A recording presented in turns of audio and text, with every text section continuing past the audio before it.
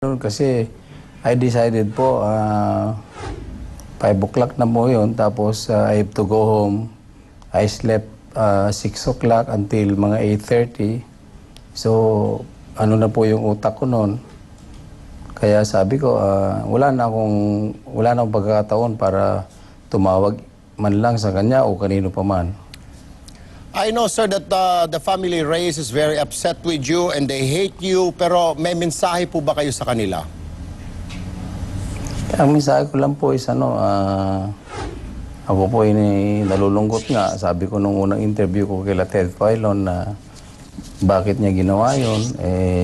Marami naman paraan para ma-prove niya yung kanyang innocence.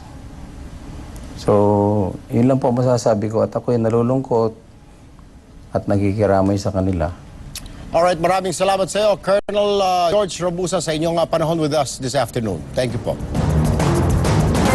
Malaki ang suspecha ni Senador Antonio Trillanes. Dawit ang palasyo noong panahon ni PGMA sa mga questionableng anomalya sa pondo ng AFP. Hinala pa ng Senador, mga tao ng dating Pangulo ang nasa likod, kaya siya ang nadidiin ngayon sa pagkamatay ni Angelo Reyes. Ikwento mo, Andrea Bautista.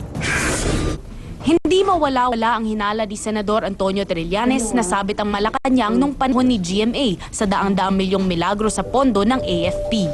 By extrapolation, if General Garcia got this much, then definitely those higher than him got more. Only Malacanang releases those amounts. Nauna nang sinabi ni Trillanes, sumulat sa kanya si Angelo Reyes bago ang investigasyon ng Senado sa korupsyon ng AFP. Inamin daw ni Reyes ang mga questionabling transaksyon sa militar. Pero giit ng dating general, hindi siya nakinabang. Ang sabi lang ni Reyes, may mas mataas na opisyal pa ang nasa likod nito. Sir, aabot po ba ito kay dating Presidente Arroyo? It's not far-fetched. Basta kung saan man ito makarating, doon natin ito dadalhin. Sabi ni Trillanes, ang susi talaga sa misteryo ay si Garcia. Base na rin sa pahayag ng emisaryong galing kay Reyes. As far as General Garcia is concerned, meron daw mga transaksyon na dumadaan sa kanya galing sa taas, pero wala daw siyang kinukuha doon. Pero ang mas mabigat na suspecha ni Trillanes ay ang posibleng paggalaw ng mga galamay ni dating Pangulong Arroyo para gawin siyang kontrabida sa pagkamatay ni Reyes.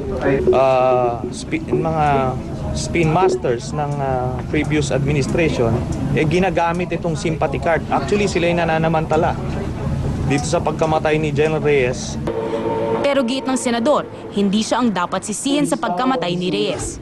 Alam nyo, nung humarap ako nung 2003 dito, I was even treated worse. Yung sinasabing I was trying to defend myself, pinapatayan nga ako ng microphone noon eh.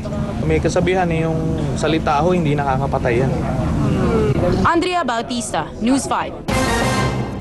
Ililipat na sa Camp Aguinaldo bukas ang mga labi ni Secretary Angelo Reyes. Bago ito, binigyan na ng pagkakataon ng kanyang pamilya na magpunta sa burol ang mga naging kritiko ng dating general. Kahit aminado silang masakit ito para sa kanila. Ikwento mo, Marlene Alcaide. Dahil sa dami ng mga nakikiramay at nagpapakita ng pagmamahal sa kanilang ama, lumalambot na ang pamilya Reyes. Kaya ang mga band sa burol tulad ng mga opisyal na nagdiin kay Reyes sa anomalya sa AFP, mga mambabatas na nanggisa at mga miyembro ng One Utak Party List na nagtakwil kay Reyes, pwede nang sumipot sa burol. As long as they come here, they are sincere and they would really like to extend their sympathy to the family and pay their last respect, we welcome them. Sinusubukang maging matatag ng anak na si Mark nang humarap sa media kanina. Pilit raw nilang iniintindi ang nangyari sa ama, pati ang dahilan kung bakit ito nagpakamatay. Intindihin ho kung ano ho yung dahilan kung bakit niya ginawa yon. At gaya nga ng sinabi ko, kami hong pamilya sama-sama. Kung ano ho ang desisyon ng aming ama ay siya ho naming susuportahan. Pero gaya ho ng nasabi ko, ginawa niya po ito para ho sa pamilya at sa AFP. Inamin ni Mark na nasaktan ang buong pamilya nila sa mga sinabi ni Rabusa laban sa kanyang ama. Pero tapos na raw ito. At this point, the words hearing, summon, Senate are the last words that we want to hear right now, no? I'm in a state of grief, no? Nagpadala na rin ng bulaklak si Pangulo Aquino at maging ang pamilya ni Senator Panfilo Lacson. 3 misa na ang ginawa ngayong araw. Bukas ng alas 10 na umaga, ililipat na sa St. Ignatius Cathedral sa Camp Aguinaldo ang labi ni Reyes. Linggo, alas 10 na umaga, dadalhin ang katawan ni Reyes sa libingan ng mga bayani. Marlene Alcaide, News 5.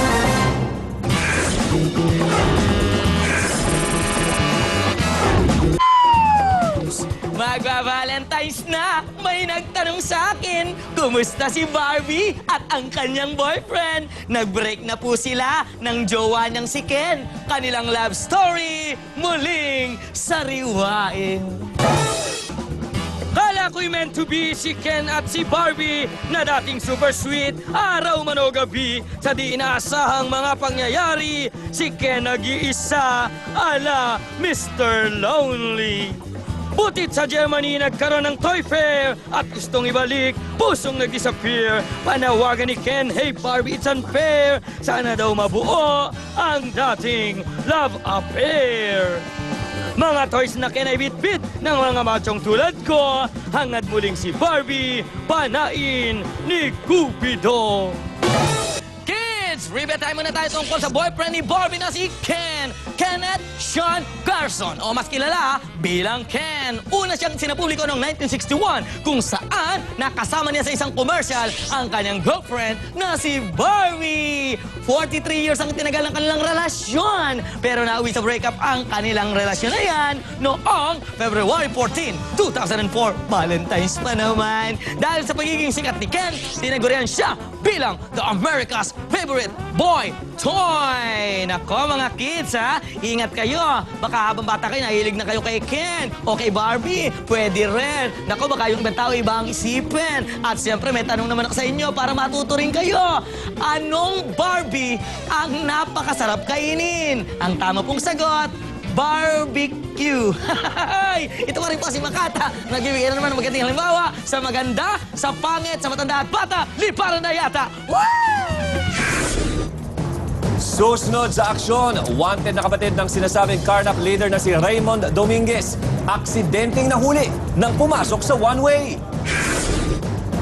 OFW na report mula Saudi inatake sa puso sa loob ng eroplano, patay. At Philippine Azkals, nilapa ang Mongolian Blue Wolves, sunod na kalaban ng Azkals, alamin.